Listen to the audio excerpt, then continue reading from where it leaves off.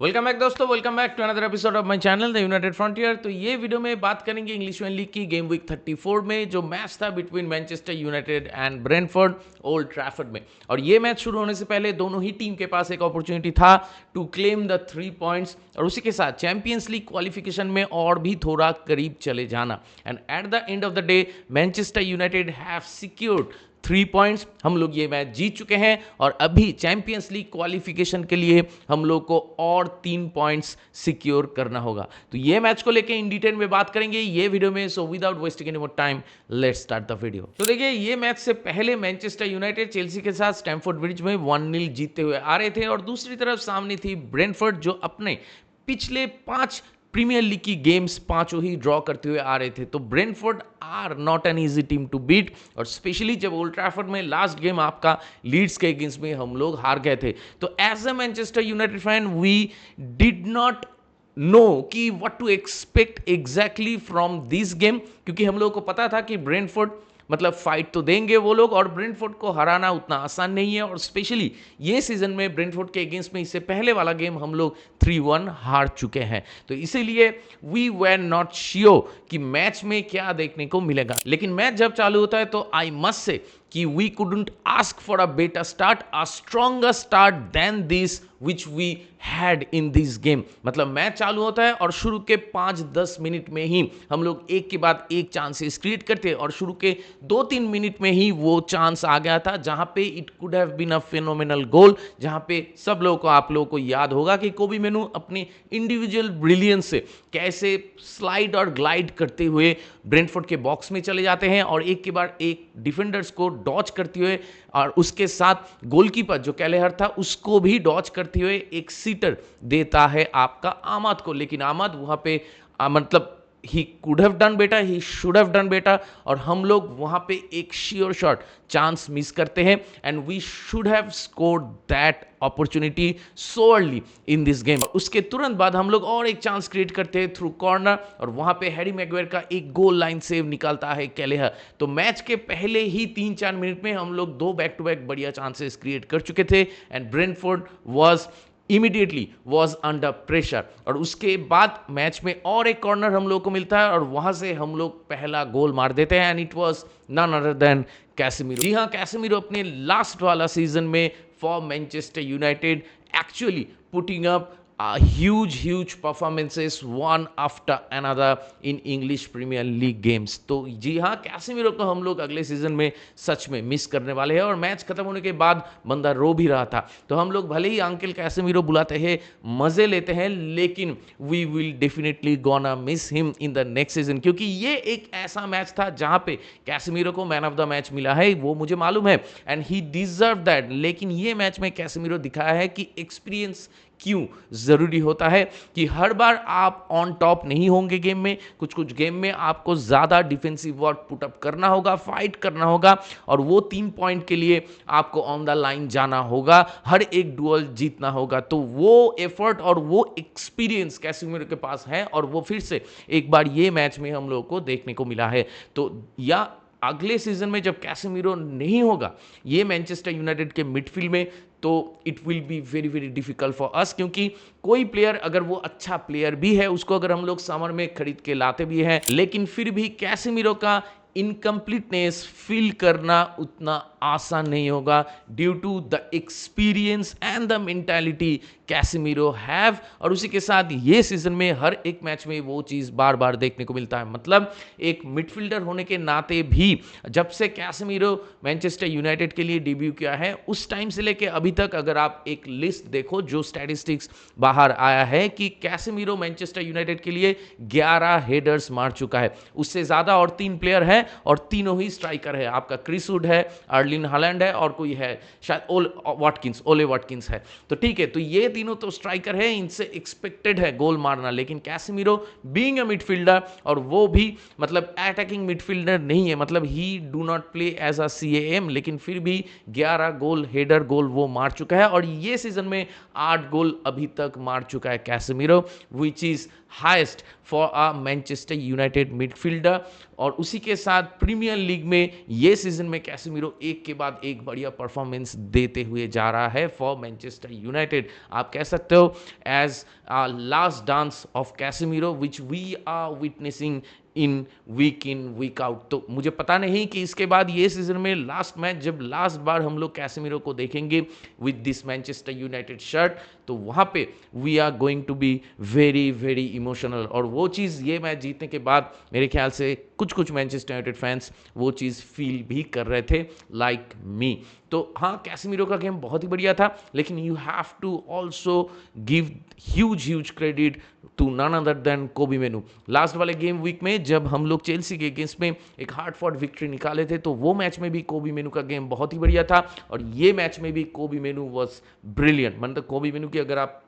Touches देखो, duels winning ratio देखो, और मिडफील्ड में जो कमांडिंग परफॉर्मेंस कोबी मेनू पुटअप करता है, जो कामनेस लाता है और जो स्टेबिलिटी लाता है इस टीम के मिडफील्ड में अलोंग साइड कैसेमीरो, क्योंकि ये दोनों अपने आप मतलब एक दूसरे के गेम को बहुत अच्छी तरीके से कॉम्प्लीमेंट करते हैं। तो वो चीज़ देखने वाली है, और उसी के साथ कोबी मेनू को आपको वो क्रेडिट देना होगा, क्योंकि एक टाइम में कोबी मेनू इतना ज़्यादा डुअल्स जीत रहा था, इतना ज़्यादा स्लाइडिंग टैकल कर रहा था, तो Kobbie Mainoo was looking more aggressive than Casemiro. Can you imagine that? जी हाँ, कोबी मेनू वो फिजिकलिटी में काम कर रहा था ये सीजन शुरू होने से पहले भी, हम लोगों को पता है, लेकिन उसके बाद भी उस चीज़ को एग्जीक्यूट करना, और स्पेशली जब रूबेन अमोरिम के अंडर कोबी मेनू को उतना गेम टाइम नहीं मिला है, लेकिन फिर भी अंडर माइकल कैरिक ही स्टेप्ड अप, और जो अपॉर्चुनिटी उसको मिला है उस अपॉर्चुनिटी में वो कैपिटलाइज कर रहा है वीक इन वीक आउट। तो Manchester United fans will be very very happy, क्योंकि कोबी मेनू एक स्पेशल टैलेंट है, और इसको अगर आप लोग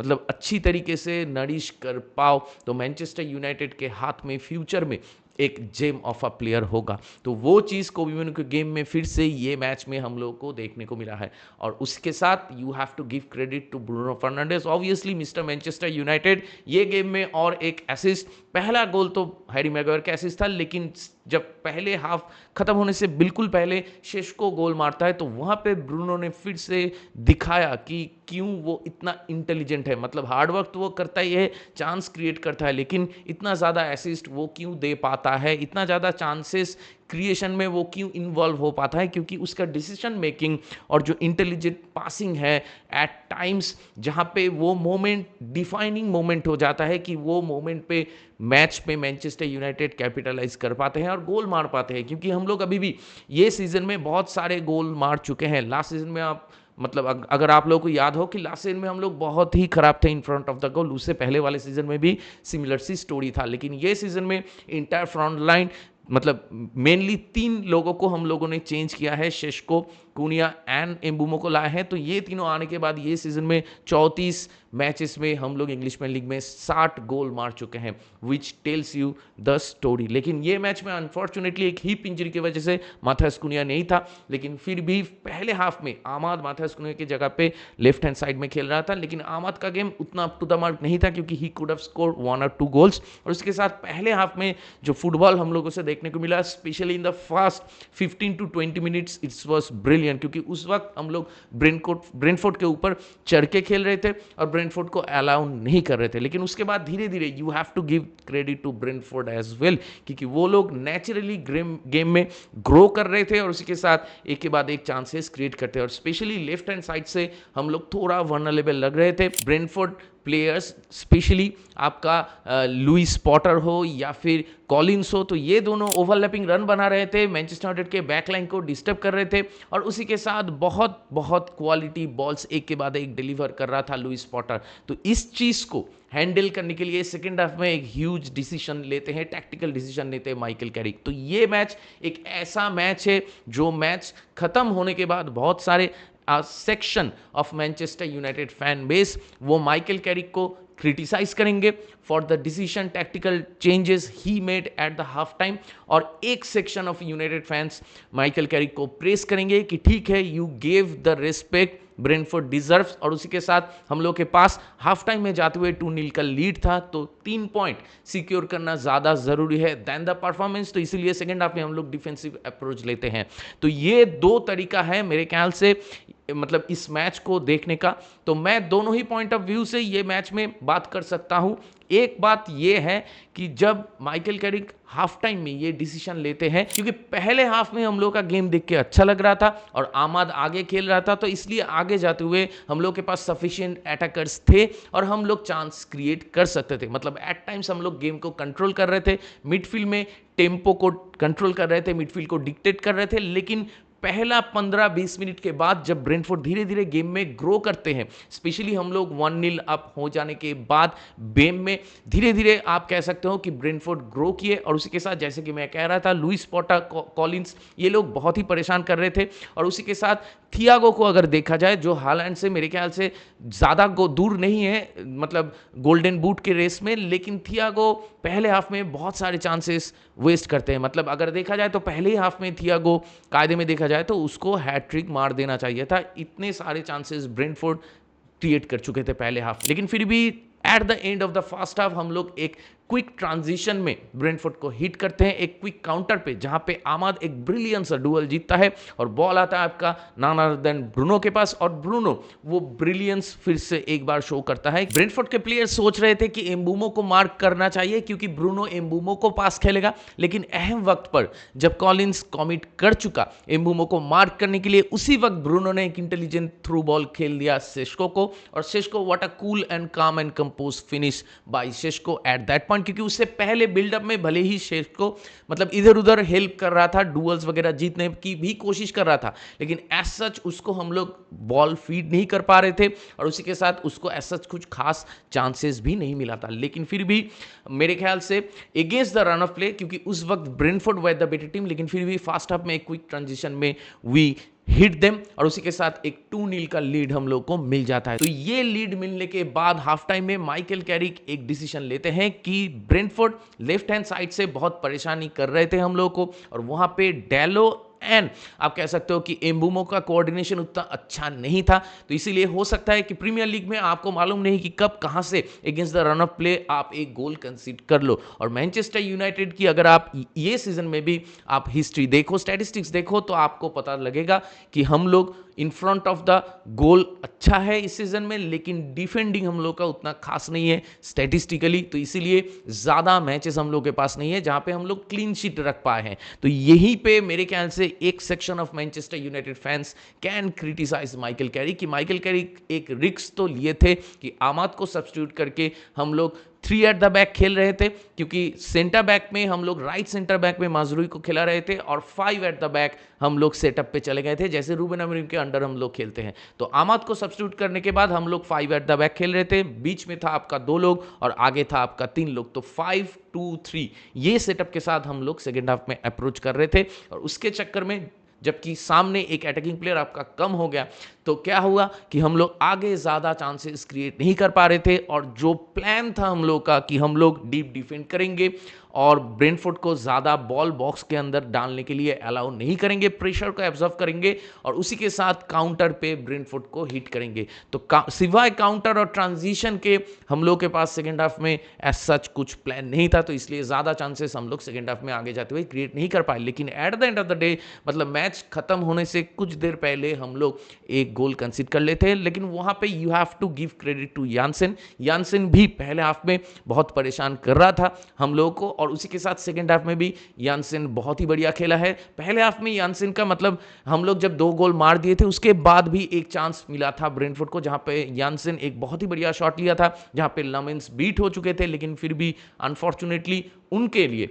वो गोल नहीं हुआ और बॉल थोड़ा सा मतलब आप कह सकते हो गोल के पास से नियर पोस्ट से वो बॉल बाहर चला गया। लेकिन सेकेंड हाफ में मैच खत्म होने से कुछ देर पहले यानसेन एक बैंगर गोल मार देता है। और प्रीमियर लीग में ऐसा ही है कि बहुत लेट जाते हुए हम लोग देख चुके हैं कि बहुत गोल होता है। तो इसीलिए जो section of fans Michael Carrick से नाखुश होंगे, माइकल कैरिक की इस टैक्टिक्स से, उनका मतलब ये नाखुश होना या फिर माइकल कैरिक को क्रिटिसाइज करना इस पॉइंट को लेके, दैट आई कैन अंडरस्टैंड, क्योंकि मैं भी उनमें से एक हूँ क्योंकि मुझे पता है कि कभी भी हम लोग गोल कंसीड कर सकते हैं। और लिसांड्रो मार्टिनेज डिलीट ये मैच में नहीं खेल रहा था, वो तो शुक्र है कि लेनी यूरो वापस आ गए और लेनी यूरो को एट द एंड हम लोग यूज कर पाए। एडन हेवन का गेम बहुत ही बढ़िया था, मजरूई सेकंड हाफ में आने के बाद बहुत ही बढ़िया किया, और एट टाइम्स कोबी मेनू एंड कैसेमिरो भी एज ए सेंटर बैक खेल रहे थे। लुक शॉ को हम लोग सब्स्टिट्यूट कर लेते हैं क्योंकि थोड़ा सा इंजरी कंसर्न रहा है, और उसके साथ लुक शॉ का गेम भी ठीक ठाक था। लेकिन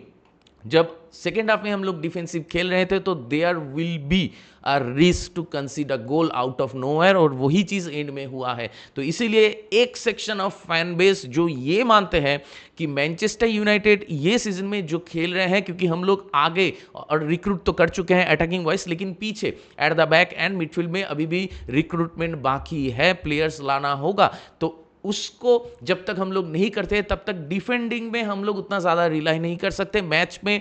attack will be the best defence for this sets of players for this Manchester United team. और वो सेक्शन ऑफ फैंस इसलिए मतलब माइकल कैरिक के ऊपर थोड़ा सा नाखुश होंगे, और मैं भी उन फैंस में से हूं। मुझे लग रहा था कि हम लोग को अपने स्ट्रेंथ पे ज़्यादा रिलाई करना चाहिए था, सेकेंड हाफ में नेचुरल गेम हम लोग को खेलना चाहिए था, और अगर सेकेंड हाफ में और एक गोल हम लोग मार देते तो मैच वहां पर ही किल हो जाता। लेकिन Michael Carrick thought it otherwise. Michael Carrick सोचे कि नहीं, मैं एक सेफ एंड रिस्क फ्री आपका एक अप्रोच लूंगा, लेकिन रिस्क फ्री अप्रोच तो वो था नहीं, क्योंकि आप प्रेशर एब्जॉर्ब कर रहे थे, और ब्रेंटफोर्ड वो फुटबॉल खेलना जानते हैं कि कैसे सामने वाले टीम के ऊपर वो प्रेशर क्रिएट करके हम लोग गोल मार सकते थे। मतलब ब्रेंटफोर्ड एवी नहीं खेल रहे थे just like Chelsea last game week की हम लोग स्क्वायर पासिंग कर रहे हैं और रैंडम बॉल बॉक्स में मार रहे हैं, क्रॉसेस डाल रहे हैं, ऐसा नहीं था। ब्रेंटफोर्ड के गेम में एक फ्लो था, ब्रेंटफोर्ड के गेम में एक फ्लूइडिटी था, उनको पता था कि कहां पे कौन रन बनाने वाला है, कैसे किसी प्लेयर को पिक करना है,